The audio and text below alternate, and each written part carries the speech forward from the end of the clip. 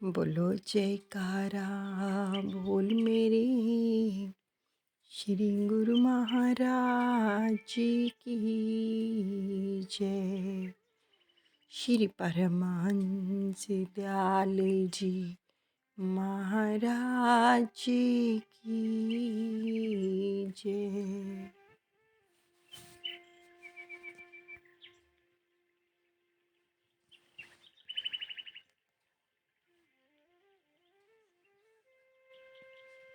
संतों के हर वचन के अंदर गहरे राज भरे होते हैं, लेकिन क्या है कि हम सुनते तो जरूर हैं, लेकिन सेवन नहीं करते हैं। सेवन नहीं करते। जब तक सेवन नहीं करेंगे, वो वचन हमारे हृदय के अंदर नहीं उतरेंगे, तब तक प्रभाव नहीं पड़ेगा। सामने भोजन पड़ा है, हम देख रहे हैं कि भोजन पड़ा है, जब तक उसको खाएंगे नहीं, तब तक उसका स्वाद भी नहीं पता चलेगा और उसकी ऊर्जा भी हमें नहीं मिलेगी। इसी प्रकार नामदान हमें मिल गया, शरणागति भी मिल गई, लेकिन हमने उस नामदान को अपने हृदय के अंदर उतारा ही नहीं, तो उसकी पावर का कैसे पता चलेगा। यानी जिस प्रकार से उसको जपना चाहिए जपा ही नहीं, तो उसकी पावर का हमें पता नहीं चल सकता। सुमिरन करना इतना जरूरी है कि आप इतिहास भी पढ़ते हो, श्री ग्रंथ भी पढ़ते हो कि हमारे प्रथम पातशाह श्री परमहंस दयाल दादा गुरुदेव जी ने 16 साल जंगलों में रहकर दिगंबर अवस्था में तप किया, नाम का जाप किया। और हमारे द्वितीय पातशाह जी ने 13 साल तपोभूमि में रहकर आगरा में, केवल एक छोटी सी इतनी ही जगह है जहां पर इंसान खड़ा हो सकता है और बैठ सकता है, बस उतनी सी जगह थी जहां पर उन्होंने विराजमान होकर 13 साल तप किया। अब खुद खुद सोचो कि नाम जपना कितना जरूरी है। अगर उन्होंने जपा है तो हमें भी जपना चाहिए या नहीं जपना चाहिए। हम पढ़ते हैं ये सारी लीलाएं, सब कुछ सुनते हैं, लेकिन सेवन नहीं करते हैं।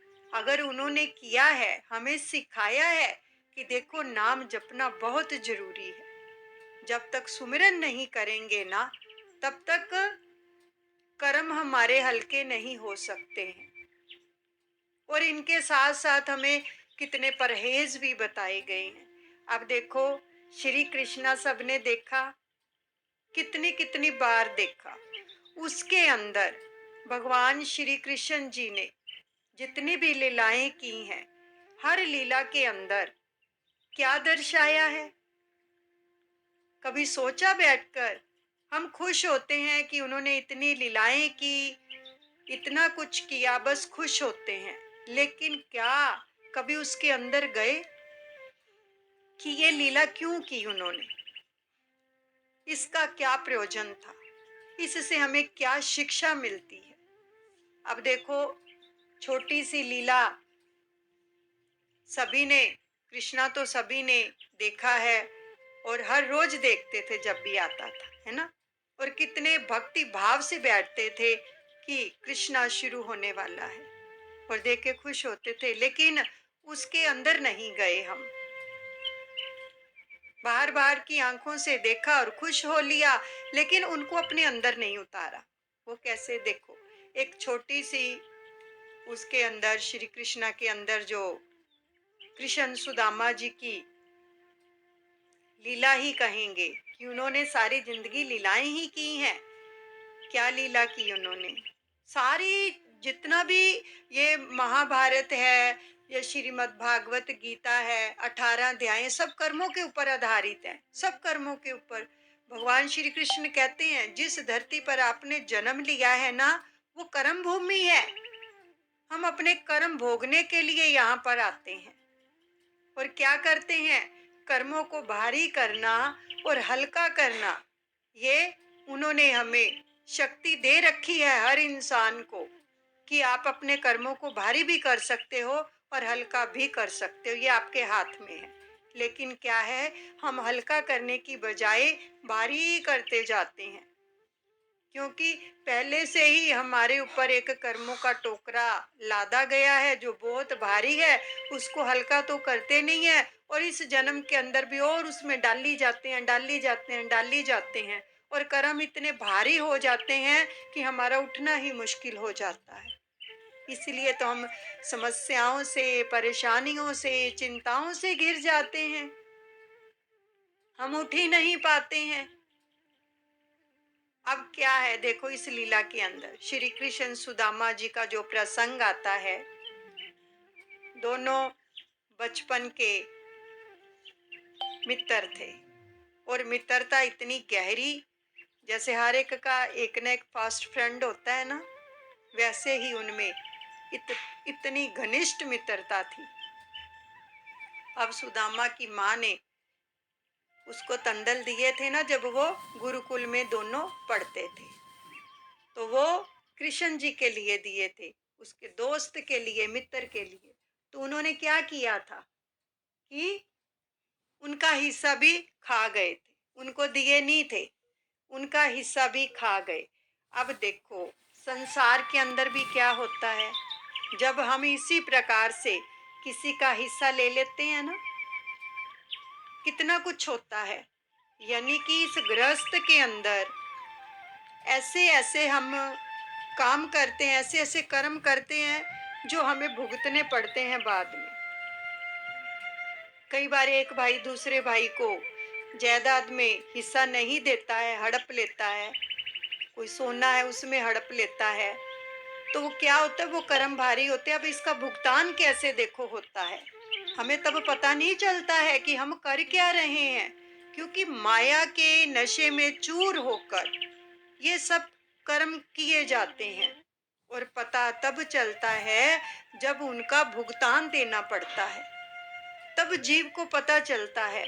तब इतनी विपदाएं बढ़ जाती हैं, इतनी समस्याओं से घिर जाते हैं, तो फिर क्या कहते हैं कि पता नहीं हमने कौन सा ऐसा कर्म किया है जो हमें भुगतना पड़ रहा है। बोलते हैं ना ऐसा, जब समस्याएं घिर जाती हैं तो ये कर्म होते हैं।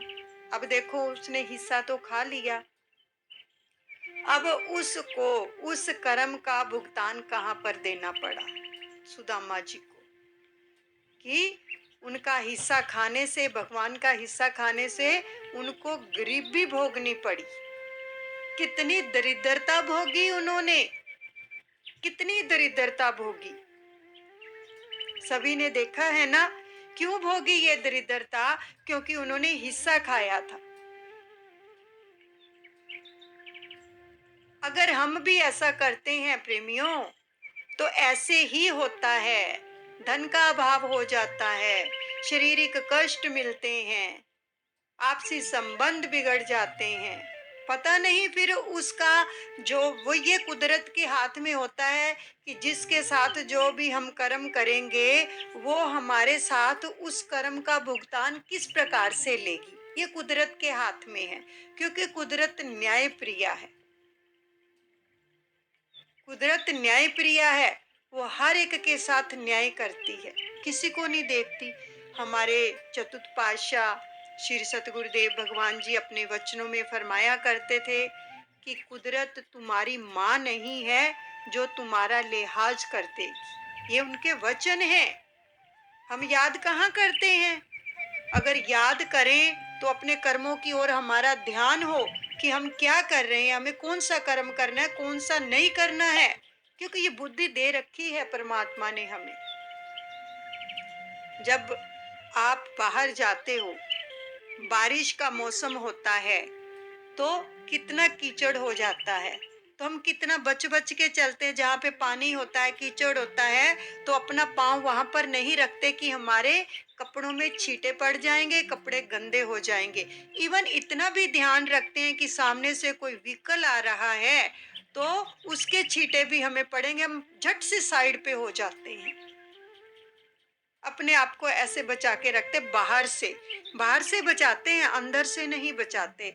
अगर जिस दिन हमें ये अंदर से बचना आ गया ना कि हमें अपने कर्मों से कैसे बचना है, तब हम अंदर से बचेंगे।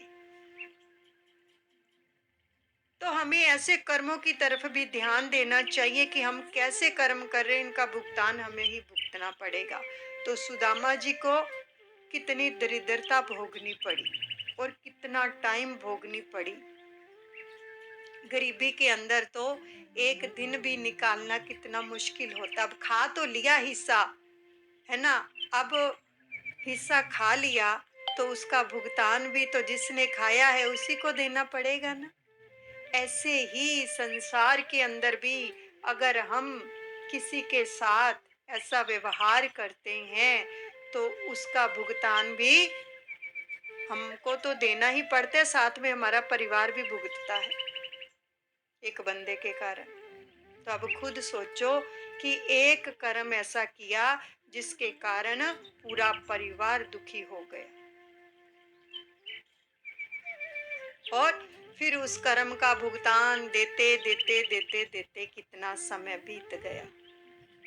और एंड में आकर उनकी पत्नी ने क्या कहा कि तुम्हारा दोस्त तो यानी भगवान है, राजा है, वो जाओ उसके पास मांगो, क्यों नहीं मांगते हो जाकर। भगवान तो दयालु होते हैं। और जब वो गए अपनी पत्नी के कहने पर, फिर भी तंदल ही लेके गए थे ना, चावल ही लेके गए थे। और जब वो लेके गए, जब भगवान को पता चला कि मेरा मित्र आ रहा है, मेरा मित्र सुदामा आ रहा है, कितना प्रेम था उनके अंदर। और फिर नंगे पांव दौड़े आए कि मेरा मित्र आ रहा है, कितने टाइम के बाद, कितने समय के बाद। वो तो त्रिकालदर्शी, और उनको पता भी था क्यों आ रहा है। और जब वो फिर काटने पे आए तो वही तंदल खाए ना जो उनकी माँ ने उस समय दिए थे, अब पत्नी ने दिए। और जब उनका हिस्सा उनको मिला, भोग लेके गए सामने, देखो पत्नी ने कहा कि ये उनके लिए है। तो फिर सबने देखा है किस प्रकार से ये प्रसंग सुदामा और कृष्ण जी का, कि आंखों में अश्रुधारा बहती है कि इतना प्रेम करते हैं भगवान अपने भक्तों के साथ,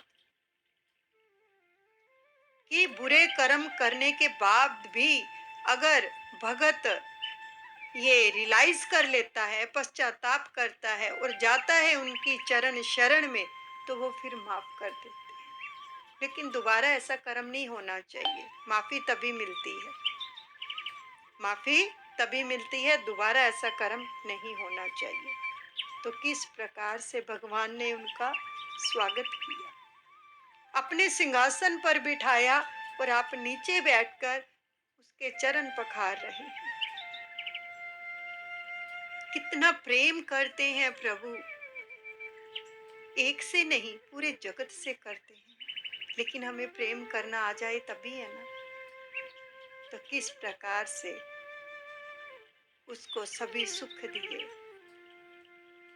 घर में सुलाया, अच्छे से अच्छे व्यंजन खिलाए, और फिर उसके मन में आया कि भगवान ने तो मुझे कुछ दिया ही नहीं।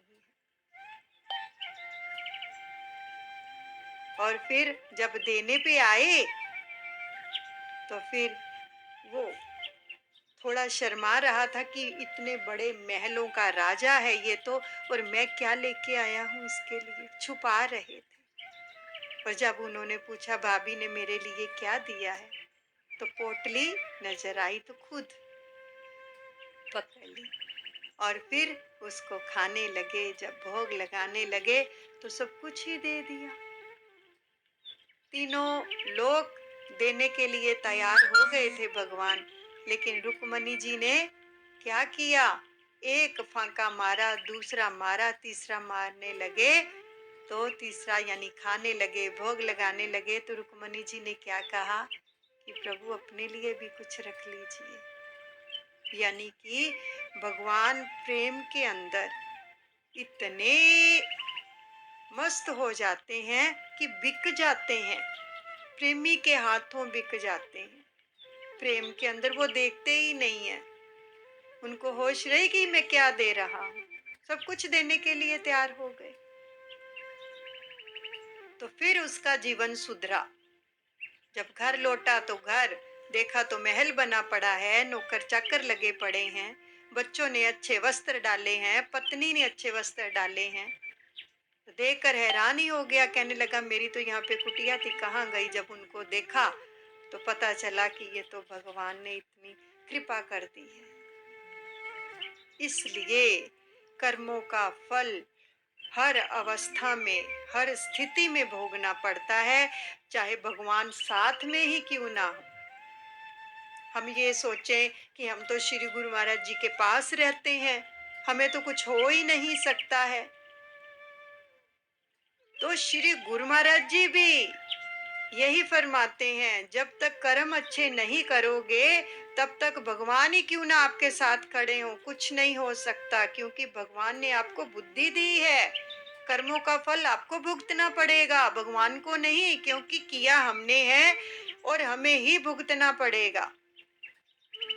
सो इसलिए हमेशा साधक को अपने कर्मों की तरफ ध्यान देना चाहिए कि मैं कर क्या रहा हूँ। अपने बच्चों को भी सिखाओ ये बातें सारी, उनको ये बताया करो कि किस प्रकार से सुदामा ने अपने मित्र का जो हिस्सा था वो खाया तो उसको किस प्रकार से दरिद्रता भोगनी पड़ी। ये सच्ची बातें हैं जो हमें प्रैक्टिकल करके भगवान ने दिखाई हैं, लेकिन हम समझते कहाँ हैं। हम तो केवल देखते हैं लीला बहुत अच्छी है, बहुत अच्छी है, लेकिन उसके अंदर क्या है ये तो देखो। राज भरे पड़े हैं, एक एक लीला के अंदर राज भरे पड़े हैं। और जब अंदर जाएंगे देखेंगे क्या हुआ, कैसे हुआ, इतना कुछ हो गया, छोटी सी लीला के अंदर इतना कुछ हो गया, तब पता चलता है, तब जीव को पता चलता है कि मुझे ऐसा नहीं करना चाहिए। अब जिन जिन ने भी अपनी गृहस्थी के अंदर ऐसा कुछ किया है, माफी मांगो भगवान से कि ऐसा नहीं करेंगे हम। हो सके तो उनका हिस्सा उनको वापस करो कि गलती से हमारी बुद्धि पर पर्दा पड़ गया, लेकिन भुगतना पड़ेगा। अगर नहीं करेंगे, कर्मों का पश्चाताप नहीं करेंगे तो भुगतना खुद को ही पड़ेगा, इस शरीर को भुगतना पड़ेगा। प्रेमियों, आने वाला पल किसी को भी पता नहीं है क्या लेकर आ रहा है आपके लिए, पता है किसी को? एक पल के अंदर आपको खबर आ जाती है कि बंदा अभी खड़ा था, अभी यहाँ था और अभी उसके प्राण छूट गए। अभी मैंने उसको ठीक देखा है, अभी उसको हार्ट अटैक हो गया। अभी मैंने उसको ठीक देखा है, अभी उसको लकवा हो गया। अभी मैंने उसको ठीक देखा है, अभी उसको ये प्रॉब्लम हो गई। तो ये सब क्या है? ये कर्मों का चक्कर है। इसलिए साथ ही साथ ही अपने कर्मों का सफाया करते जाओ। उस प्रभु से, उस प्रीतम से माफी मांगो कि प्रभु पीछे जो भी हो गया है हमें क्षमा कर दीजिए, आगे से हम ऐसा ना करें। यही शक्ति प्रदान कीजिए, क्योंकि सत्संग में आकर अगर हमें पता चल जाता है, सत्संग एक शीशा है जिसमें हमारी शक्ल दिखाई देती है। शीशे के सामने खड़े होते हैं तो हम अपने आप को देखते हैं ना, और जहां पर भी कुछ होता है तो हम उसको संवार लेते हैं, उसी समय संवार लेते हैं कि यहाँ से ठीक नहीं है, यहाँ से ठीक नहीं है। इसी प्रकार सत्संग एक शीशा है जिसमें आकर हमें पता चलता है कि हमने क्या क्या कर्म किए हैं, वो दिखाता है सत्संग हमें। सत्संग ऐसे ही थोड़ी है, सत्संग के अंदर पावर होती है, खुद मालिक विराजमान होते हैं। और इस समय खुद दादा गुरुदेव विराजमान है इस सत्संग के अंदर। जो कुछ भी आप तक पहुंचाया जा रहा है ये उनके आशीर्वाद से, उनकी शक्ति से, उनकी कृपा से पहुंच रहा है। हम केवल माध्यम में, मुझे कुछ नहीं पता कि मैं क्या बोल रही हूँ, बोलने वाले वो ही है मेरे दादा गुरुदेव जो हमें सुधार रहे हैं कि जीवन मिला है तो सुधर जाओ, अभी भी समय है, सुधर जाओ। अगर नहीं अपने आप को सुधारेंगे तो फिर क्या होगा? फिर गर्क में पड़ेंगे अगर नहीं सुधारेंगे, क्योंकि कुदरत माफ नहीं करेगी। इसलिए सोच समझ कर हर कर्म किया करो, सोच समझ कर।